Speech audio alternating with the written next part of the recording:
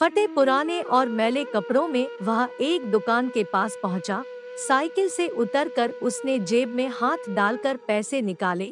गंदे मैले 10-10 के कुछ नोट, जो दिन भर की उसकी मेहनत की कमाई थी।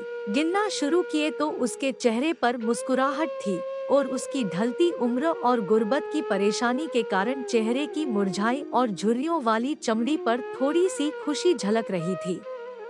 लेकिन अचानक पल भर में ही नोट गिनते गिनते चेहरे से मुस्कुराहट गायब होती चली गई और गरीबी चेहरे की झुर्रियों से झांकती हुई महसूस होने लगी। फिर उसने अपनी साइकिल पकड़ी और पैदल ही लेकर घर की तरफ चल पड़ा। उसने कई बार पीछे मुड़कर हसरत भरी निगाहों और अफसुर्दगी से दुकान को देखा। घर का टूटा हुआ दरवाजा खटखटाने से पहले ही खोल दिया गया और एक हंसता खिलखिलाता चेहरा गंदे और मैले से पर्दे के पीछे से निकलकर हाजिर हुआ। बाबा, तुम आ गए, कब से इंतजार कर रही थी मैं तुम्हारा। इधर लाओ, साइकिल में अंदर करती हूँ। 17 साल की आंचल साइकिल बाप के हाथ से लेकर अंदर की तरफ आ गई। साइकिल पर लटके थैले के अंदर देखने के बाद वो मायूसी से बोली, बाबा आज भी नहीं लाए ना आप। अब गोपाल के चेहरे पर फैली उदासी और भी ज्यादा फैलते हुए उसकी आवाज में शामिल हो रही थी और उसने मुश्किल से बोलना शुरू किया, मेरी बच्ची ले आऊंगा, आज वक्त नहीं मिला और मेरा वहां से गुजर भी नहीं हुआ, जल्द ही ले आऊंगा। गोपाल की आंखें उदास थी, आवाज में और शब्दों में बेयकीनी और चेहरे पर मायूसी साफ साफ महसूस की जा सकती थी। वह कहकर लड़खड़ाते कदमों से अंदर की तरफ रवाना हो गया।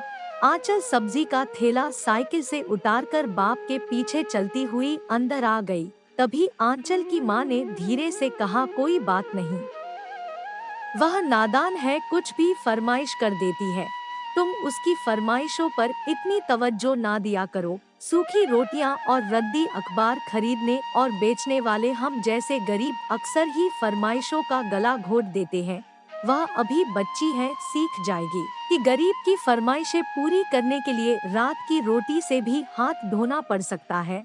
जानकी ने हमेशा की तरह पति को अफसुर्दा भरे लहजे में हौसला देने की कोशिश की, नहीं जानकी, ये उसकी मामूली सी ख्वाहिश है, मैं वह भी पूरी नहीं कर पाता तो मेरा कलेजा कटता है। एक ही औलाद है हमारी, वह भी जरा जरा सी खुशियों के लिए तरसती है। चल छोड़, सब्जी लाया हूँ पकाने के लिए, महंगाई कितनी हो गई है, 90 रुपए की सब्जी आई है जिससे हम बस मुश्किल से 2 वक्त की ही रोटी खा सकते हैं। कभी आटा कम होने की वजह से और कभी सब्जी ही कम पकती है। अभी भी तुम कहती हो हमारी बच्ची फरमाइशों का गला घोटना नहीं जानती। इसके आंसू उसके हलक में उतर रहे थे। रात का खाना खाने के बाद बराबर की चारपाई पर लेटी आंचल को गोपाल बार बार देख रहा था। कुछ बेरंग आंसू उसकी झुर्रियों पर सफर करते हुए तकिए में खपत होकर उसके हौसले और गुर्बत का भ्रम रख रहे थे। दूसरे दिन शाम को वापसी पर वह दुकान के पास रुका। साइकिल उसी तरह स्टैंड पर लगाई जैसे हमेशा ही वह लगाता था। जेब से पैसे निकाले। इस बार उसके चेहरे पर हमेशा की तरह पैसे गिनते वक्त मुस्कुराहट बिल्कुल नहीं थी, क्योंकि वह जानता था हमेशा की तरह पैसे कम ही होंगे।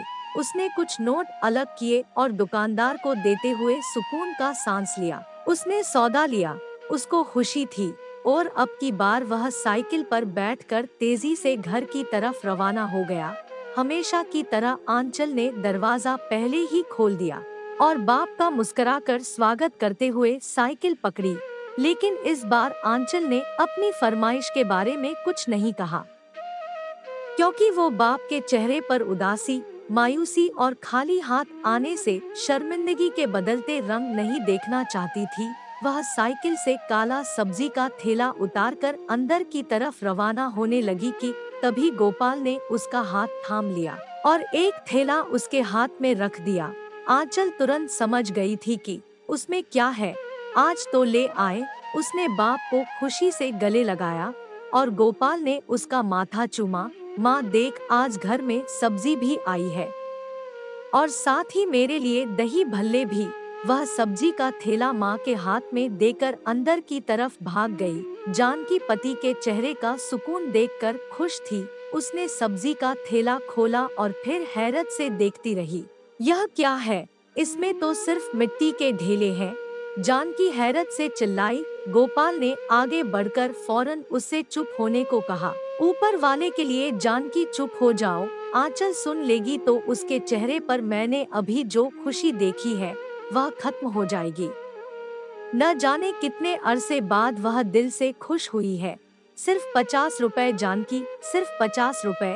कई दिनों से मैं बेटी की 50 रुपयों की फरमाइश भी पूरी नहीं कर पा रहा था और आज सिर्फ 50 रुपयों के दही भल्ले ने मेरी बेटी के चेहरे पर खुशियों के 50 रंग बिखेर दिए हैं। मगर हम आज क्या पकाएं और क्या खाएंगे?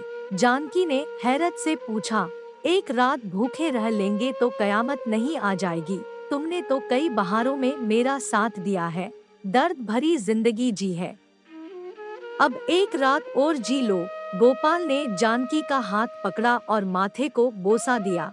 तुम मेरी दुख सुख की साथी हो, एक रात की और भूख सही। जानकी अपने पति की मोहब्बत और बेटी की खुशी के आगे खामोश होने को तैयार थी। और हाँ जानकी, यह लो कुछ रुपए, बस यही है। सुबह कुछ नाश्ते का इंतजाम कर लेना ताकि आंचल को शक ना हो कि हमने रात को कुछ नहीं खाया। रात को गोपाल ने बराबर वाली चारपाई पर सोई आंचल को मुस्कुराते हुए और पुरसुकून दिल के साथ देखा। आज उसका दिल सुकून से भरा पड़ा था। वह कई दिन से बेटी की दही भल्ले खाने की ख्वाहिश पूरी करने की कोशिश में था और हर बार पैसे उतने ही होते कि या तो 2 वक्त का खाना पक जाए या दही भल्ले आ जाएं। यह पहली रात थी कि गोपाल के चेहरे पर गुर्बत की झुर्रियों ने अफसोस के आंसुओं का बोझ नहीं उठाया और उसका तकिया भी आज आंसुओं के बिना प्यासा रहा।